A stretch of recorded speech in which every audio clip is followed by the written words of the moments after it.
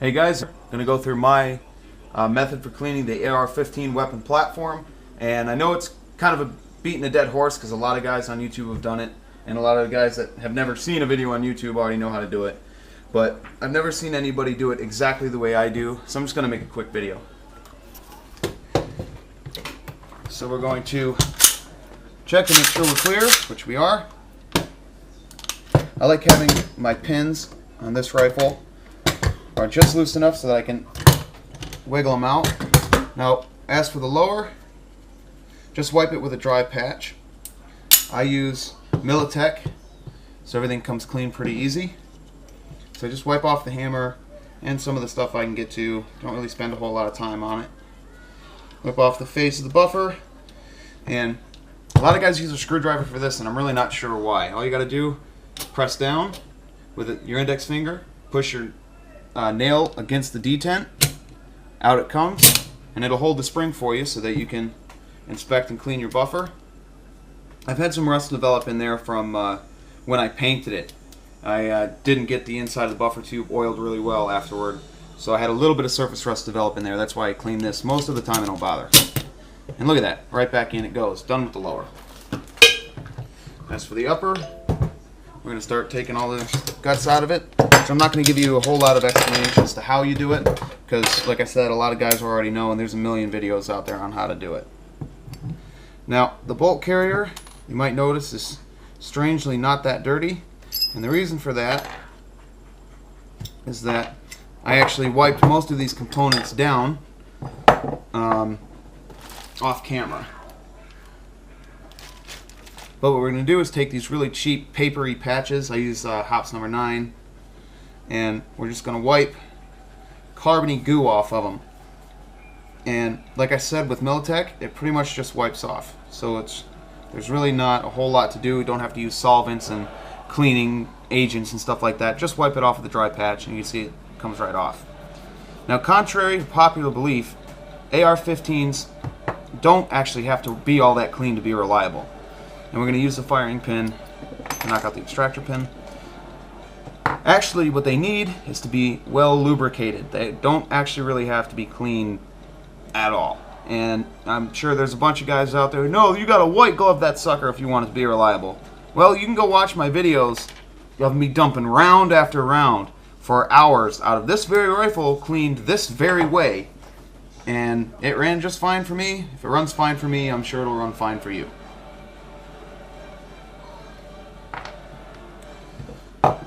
Now the bolt carrier, going to go through the same quick wipe down procedure.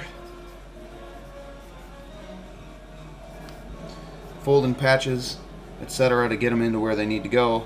Like I said, it's already wiped down, so if that's all that comes off, guess what? It's clean enough for me. Now I'm going to use my AR-15 cleaning brush, which is from the Condor Molly attachable field cleaning kit. Use that to get the inside. This wasn't wiped down off camera, so that's how much stuff you're actually going to see coming out of them.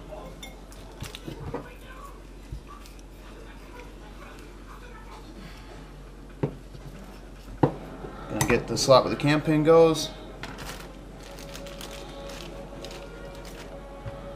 And I like to wrap this in a cleaning patch so it doesn't get, disgusting to the point it's not doing any good. And the brush really only loosens stuff up, it doesn't actually take it out. Okay, that's good enough there. Now for the firing pin track. These are bristle cleaners, basically pipe cleaners, with cotton and polymer tips available from Brownells, and they are inexpensive, and you get a ton of them when you order them. So this goes in the back of the bolt, and you'll see it just barely starts to protrude from the firing pin hole, just like that. I like to kink it, give it a few twists, out it comes, and that's going to be clean in there. And then the same with the gas key. Feed it down, pull it in and out a couple times, clean. There you go. So that's all done. Now we're going to move on to, well, we'll actually oil this, and then we'll move on to the upper. So this is actually an insulin syringe for diabetics. I usually use like a 20 gauge, but my 20 gauge needle is missing, so this is the best I've got at the moment. No, I'm not diabetic.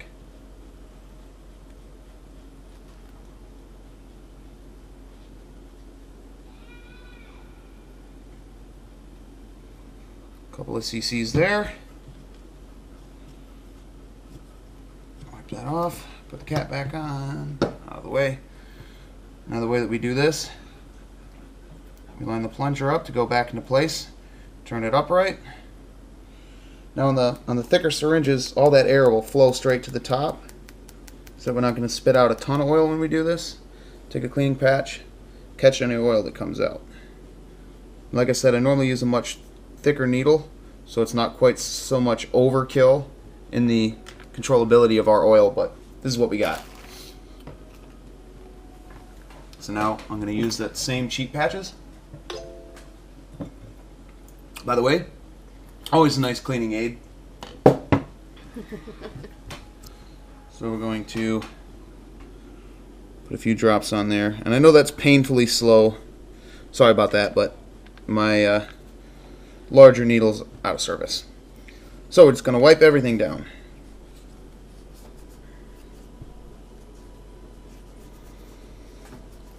Now I could have taken a little bit more time with getting rid of some of this carbon. Wouldn't have been a bad thing, but it's not really a big deal.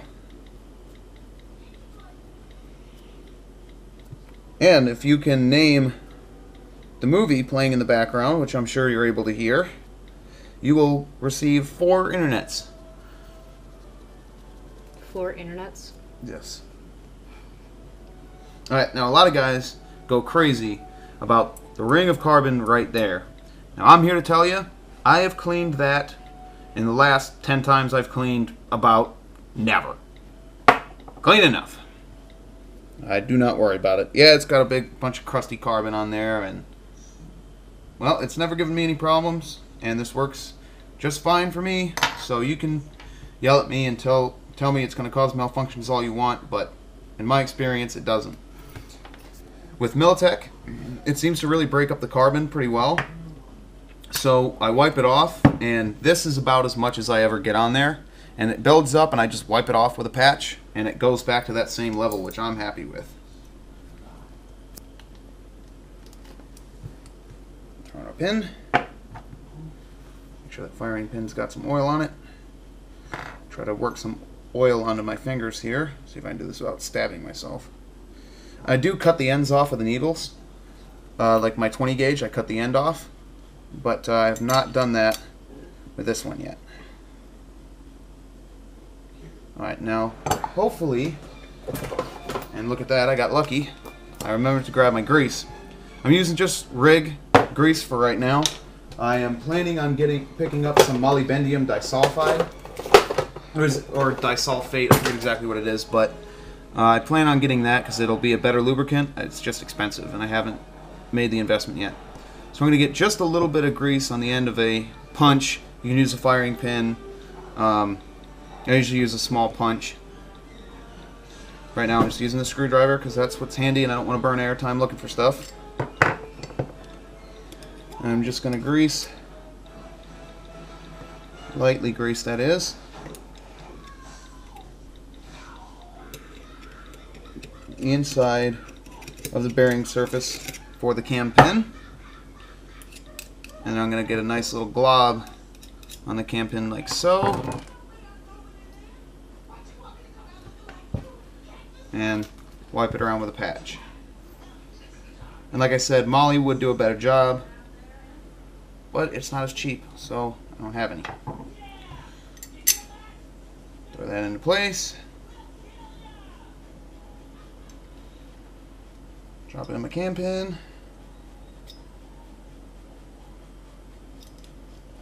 Bugger to line up for some reason. Throw that out. Drop in my firing pin. Toss in the firing pin retaining pin. A lot of guys call it a cotter pin, and it looks like a cotter pin, but it's not a cotter pin. Firing pin retaining pin. Okay. Now I'm going to line up. See if I don't know if we can actually get this on the camera or not. But right inside those holes, you're looking at the gas rings. So I'm going to do, set the key down. I'm going to get a nice big fat drop.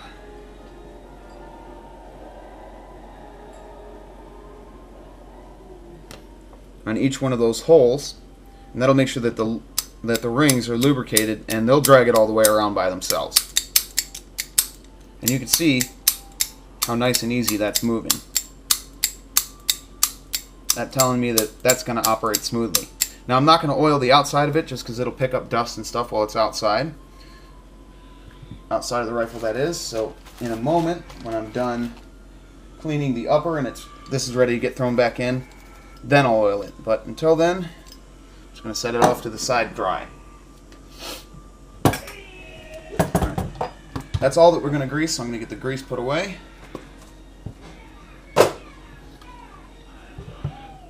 I'm going to wipe off the charging handle, pull up the latch and get underneath it, all the way down the front.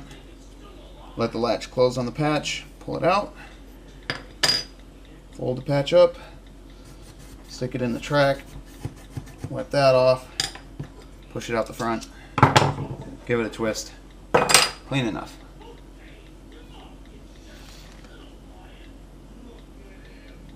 Okay, start wiping off carbon from the inside of the upper.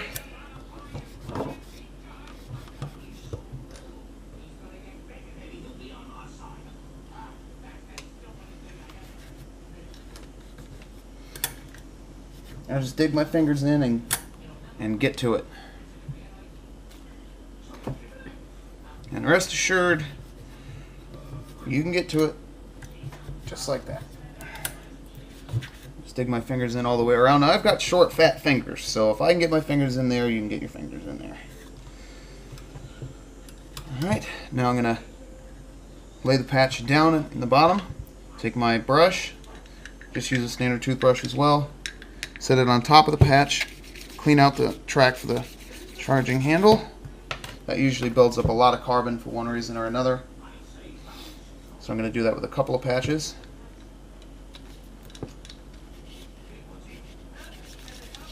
Okay. And then I'm going to wrap it around the small end and get it inside the grooves. I'm not going to be able to get that. Inside the grooves. What did you drop? Because Rox was under there. Roxy's now chewing on whatever you dropped. Stand by one moment, please. Hey, drop it. Drop it. Drop it. What is that? That's your mouse. It's the cover for the plunger on the syringe. Ah. Yes, I love dogs, but I'm not huge on having dogs spit on my hand. Why this light is on or not on, I do not know.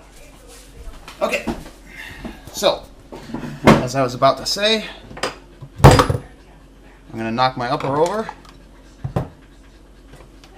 Now, I'm going to use the small end of the brush and get into the lugs on the side of the charging handle.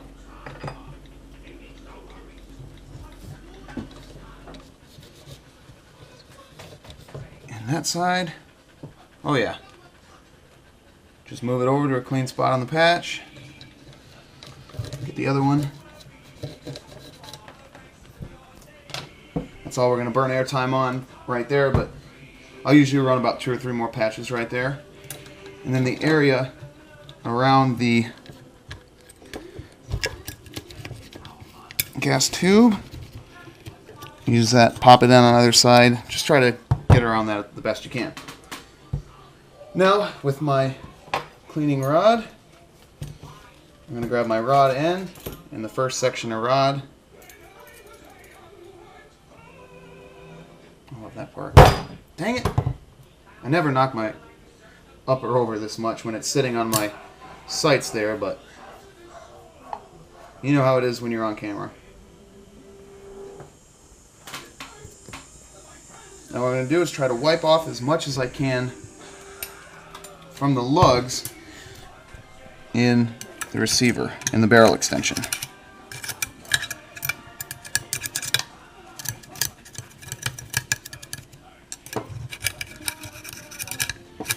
Okay. About as much as I can get right now. Transition to the chamber cleaning brush. Now I clean the chamber before I clean the bore, and the reason is if you don't, the chamber is always dirtier than the bore, and you will drag a ton of stuff from the chamber through into the bore. And I don't know how many times I've seen guys struggling with that. Now I don't stick it in and turn it. I stick it in, pull it out, turn it. Okay? And that's just to preserve the life of the wider part of the brush.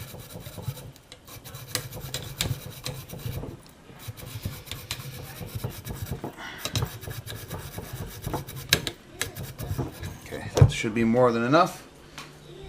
And every once in a while, I'll clean that off with some brake clean, just when it gets really carbony.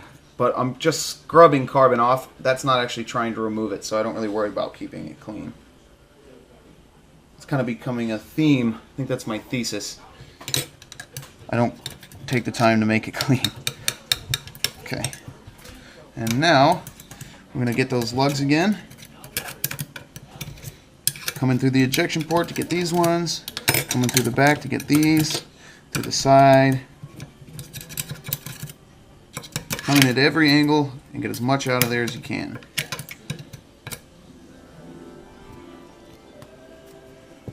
And I say as much as you can because as far as I know, there's no way that you're going to get that super clean unless you hit it with some solvents. Some really nasty solvents. Like you could spray a bunch of brake clean or Brownell's degreaser in there and get it out, but a little bit more.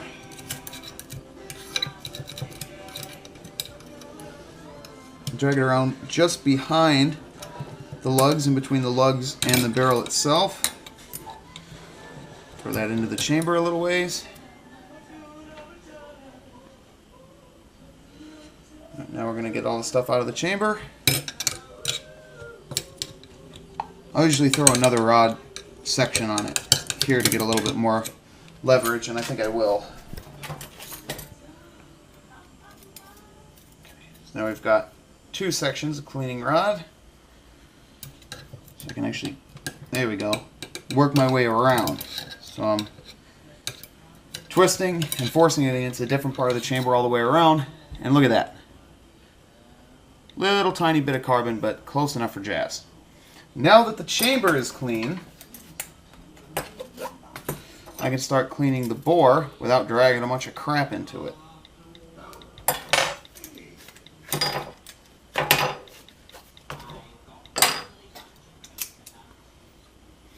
Okay, throw this on a rod,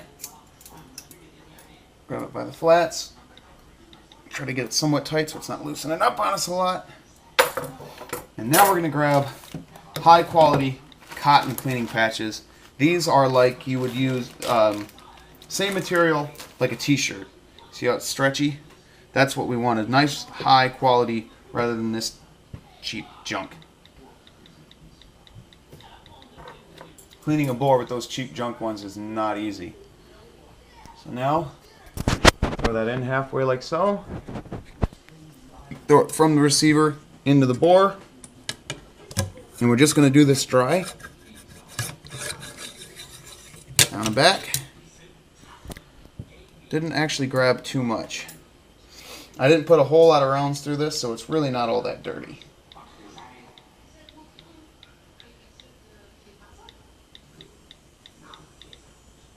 Alright, and now I'm going to run one through wet. Wet with what? Militech.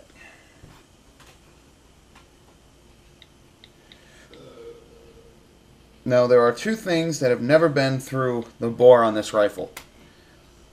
Well, alright, I can't say never. There's one thing that's never been through it, and one thing that's only been through it a few times and won't be again. And the thing that's never been through it is a brush. I've never put a brass 22 caliber bore brush through the bore on this weapon. Doesn't need it. And I've only used heavy solvents once, and that was back before I really came to understand what you need to do to keep your AR running.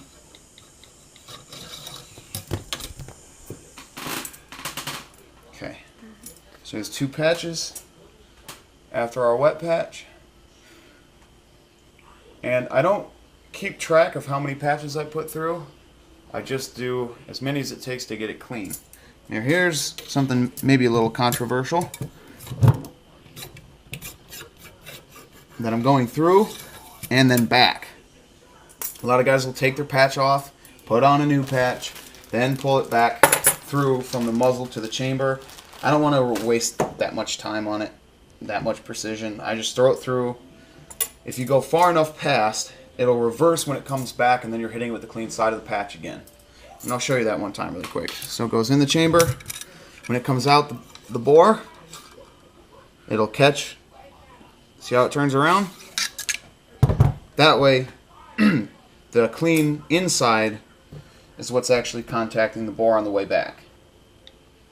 So that you're not going to, reapply carbon to your bore.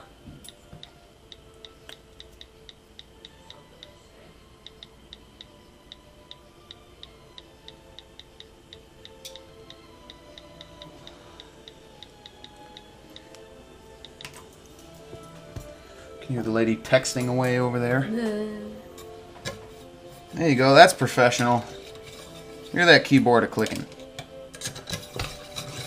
Being camera lady's boring. Oh, I'm sorry.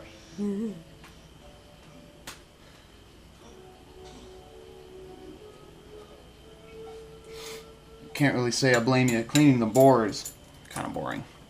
No pun intended. Seriously, no pun intended. Totally pun intended.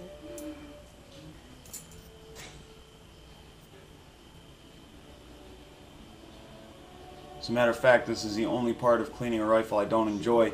And I've had guys, Eros actually asked me about that because this takes so long. He says, why don't you just bore snake it?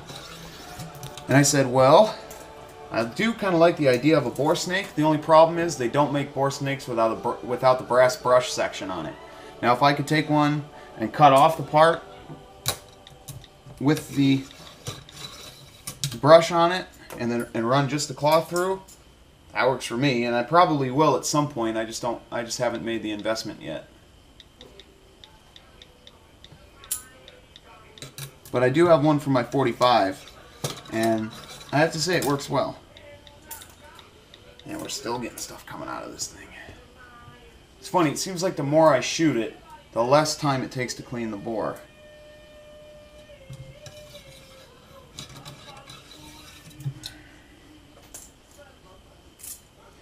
Alright, now for the sake of video magic, hey, look at that, the bore is now clean. We're just going to go with that, and I'll finish cleaning it later. You guys really don't need to watch me spend 30 minutes on that. Alright, so now we're going to actually oil, put stuff back together. So a little chunk of stuff right there. Okay. So we're going to take our bolt carrier. Now this is where you guys are going to say, wow, Intense, you are out of your mind.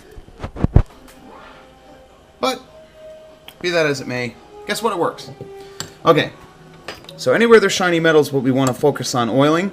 And we know where our rails that our bolt actually touches, or our bolt carrier actually touches the upper receiver are. So what we're going to do is use our needle. I'm going to have to cut the end off of this so that it flows right. To apply just enough oil to cover the surface, and then we're going to use that to smear it around. Let me grab that just to make sure that I've got that in good light.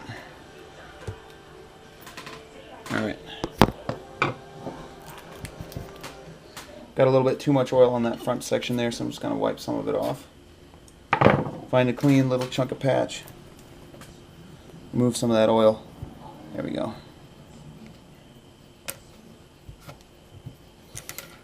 Alright.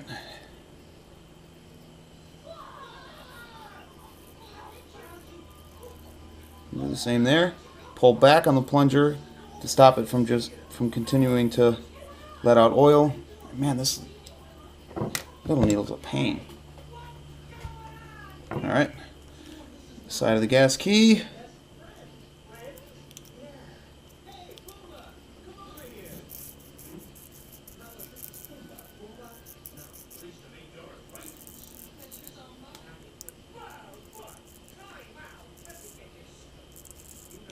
I'm just going to use a finger.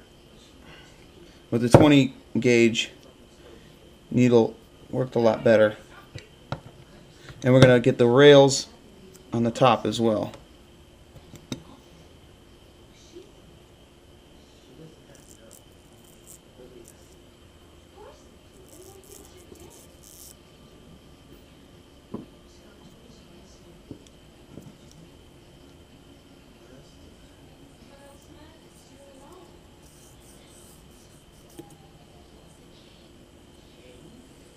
It just keeps leaking out. There we go. A little bit right here where the hammer rides.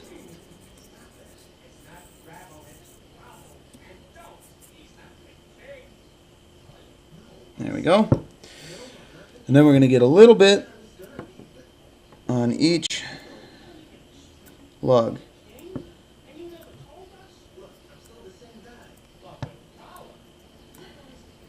And Shell 6 can tell you, yes, I actually do this gruelingly boring part every time. Yep.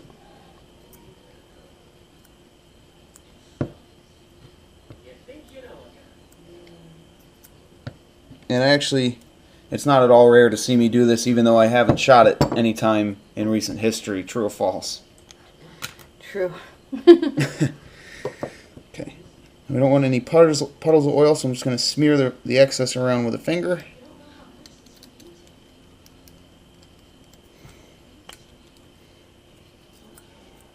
And we're going to make sure that the oil is across the entire surface.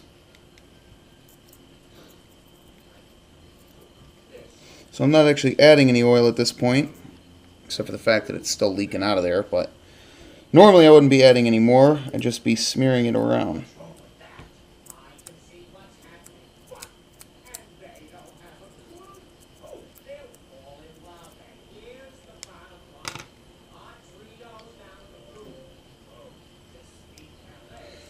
Okay, now I got my hands all over that.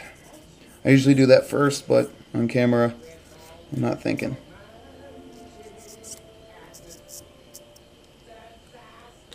Alright, now I got grease on my cam pin.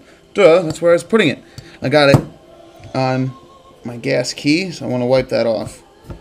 Even though we're going to run this thing pretty wet, we don't want to get oil where we don't need it. Now a super light coat of oil over the whole thing. Make sure that's still operating nice and free. That's good. When I do oil it, I usually stand it up like that so it's not touching the table and getting stuff on it. And now we're going to take a nice cheap patch, put a big old glob of oil on it.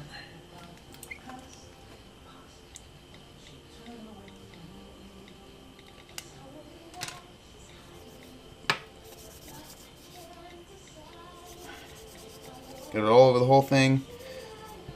Just pay attention to those little lugs. And one thing I can tell you is that I greased that once. Very quickly learned that's a bad idea. So now that's good to go.